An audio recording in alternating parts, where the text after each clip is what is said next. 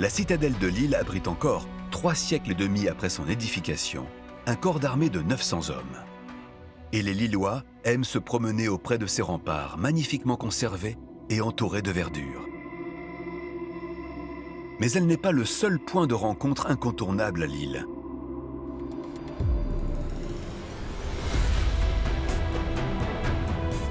À quelques centaines de mètres de là, à proximité des façades multicolores et ouvragées du vieux Lille, au milieu de la grande place de la ville, on trouve la vieille bourse. Construite seulement 15 ans avant la citadelle, elle s'en distingue pourtant totalement par la finesse de sa structure et l'exubérance de sa décoration. Mais si elle est si familière aux Lillois qui passent devant tous les jours, ces murs conservent pourtant encore bien des secrets.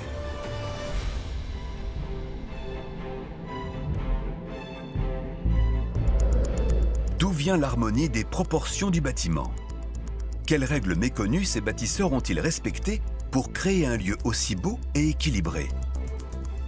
Qu'y a-t-il sous le sol de la vieille bourse? Et pourquoi y trouve-t-on un réseau aussi étendu de caves? Pourquoi est-elle si richement ornée de sculptures? Et comment ont-elles été réalisées?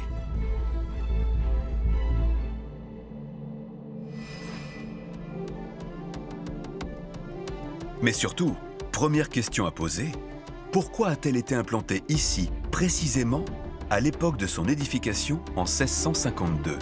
C'est le lieu des foires et des marchés, c'est le lieu des échanges, c'est le lieu de réunion, c'est le lieu de la vie civile et de la vie politique et de la vie commerçante. Ça a été dès les origines de la cité, ça le reste encore aujourd'hui. À cette époque, la ville n'est pas encore française et appartient donc aux Pays-Bas espagnols. Une région extrêmement prospère dont elle est l'un des principaux centres commerciaux.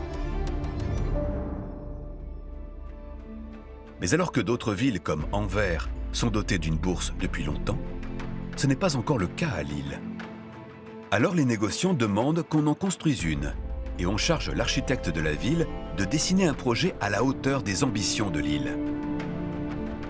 Lorsque Julien d'Estrées construit la bourse, il a un programme qui est celui de lancer une modernité dans la ville. La ville est très riche et donc il faut faire un programme qui nous fait sortir du Moyen-Âge. C'est un lieu de prestige qui doit refléter à la fois la richesse des marchands, la richesse de la ville et la richesse des anciens Pays-Bas espagnols. Dans cette ville médiévale encore largement occupée par des maisons en bois, les choix de construction de la vieille bourse constituent une révolution. D'Estrées va demander de faire un bâtiment en dur, entièrement réalisé avec les moyens les plus modernes de l'époque et avec les décors aussi les plus modernes de l'époque. C'est un prototype, en quelque sorte, de l'architecture en briques et en pierre qui ensuite va faire florès dans l'ensemble de la ville.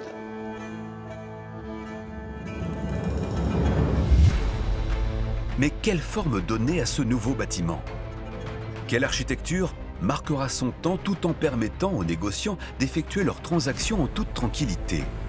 Ce qui saute aux yeux, c'est que nous avons une cour centrale à ciel ouvert entourée de portiques. Ce plan reprend celui de la bourse d'Anvers qui a été édifiée en 1531. Cette bourse anversoise va d'ailleurs avoir une influence sur toutes les bourses du monde.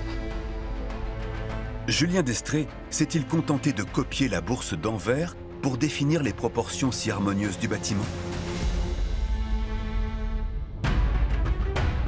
Quand on regarde la vieille bourse du ciel, on découvre un plan ni vraiment carré ni tout à fait rectangle. Des dimensions symboliques qui renverraient à une forme idéale aujourd'hui oubliée, le carré plus que parfait. Le carré plus que parfait allie à la fois un triangle équilatéral et deux côtés, plus petits et plus grands, qui forment un rectangle que l'on appelle un carré plus que parfait. Plus parfait que le carré exact, parce qu'il est justement issu du triangle équilatéral. C'est un modèle qu'on trouve depuis le Moyen-Âge, mais que le compagnon et maître Julien d'Estrées connaissait bien. On retrouve d'ailleurs ce modèle dans de nombreux monuments, comme la cathédrale de Beauvais ou l'Arc de Triomphe à Paris. Et il colle ici parfaitement au plan de la vieille bourse.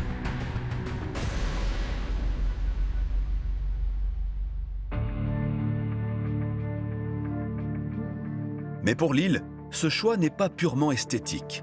Il renvoie directement au mode de financement du bâtiment. La ville propose à ses 24 plus riches marchands de payer la vieille bourse en échange d'une boutique dans ses murs. La façade sur la grande place leur sera réservée, quand la cour intérieure sera destinée aux négociants. Et ce choix de 24 mécènes, qui pourrait paraître aléatoire, ne doit certainement rien au hasard. Le chiffre 24, il est bien connu. Il est connu dans l'Apocalypse de Saint Jean, et c'est les 24 trônes sur lesquels sont assis les 24 anciens. C'est un chiffre parfait. Pourquoi? Parce que 6 x 4, 24. C'est l'alliance de Dieu et de l'homme. 6, c'est 2 x 3, donc 2 fois le triangle trinitaire, qui représente Dieu d'une certaine manière, la spiritualité, et le carré qui représente l'homme.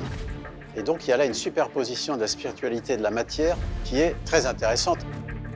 Cette astuce de financement va avoir un impact déterminant sur l'architecture du bâtiment. Car les 24 marchands ne sont pas uniquement propriétaires de leur boutique, mais d'une tranche complète de la vieille bourse qui remonte du sous-sol au dernier étage.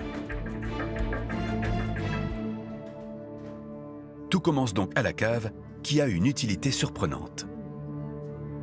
Nous sommes dans l'étage d'habitation de la vieille bourse. C'est paradoxal parce qu'on est dans une cave. Le propriétaire, le bourgeois, habite dans les caves avec une cheminée et en général lambrissé avec des lambris en bois ou plus souvent des lambris en faïence qui donnaient un intérieur bourgeois à l'ensemble de ce premier niveau en sous-sol. Il ne s'agit pas que d'une cave en fait, mais d'un réseau de caves qui s'étend jusque sous la cour intérieure de la vieille bourse et également sous la place. Un invraisemblable dédale de plus d'une centaine de voûtes sur lesquelles repose le bâtiment. Plus étonnant encore, ce réseau de caves est entouré d'une rue souterraine qui fait tout le tour de la vieille bourse. Elle n'est plus visible aujourd'hui de l'extérieur car elle a été recouverte en surface par le sol de la place. Mais au sous-sol, des restes de maçonnerie témoignent encore de l'existence passée de cette étrange rue. Alors pour faire vivre cet espace qui est un sous-sol, je dois capter la lumière, aérer abondamment cette pièce. Ce soupirail donne la lumière dans les fenêtres que vous voyez ici en détail, avec la façade en grès qui est une pierre noble. On voit même que le linteau qui tient le plancher de l'étage habitable a été chanfreiné de manière importante pour faciliter encore le passage de la lumière.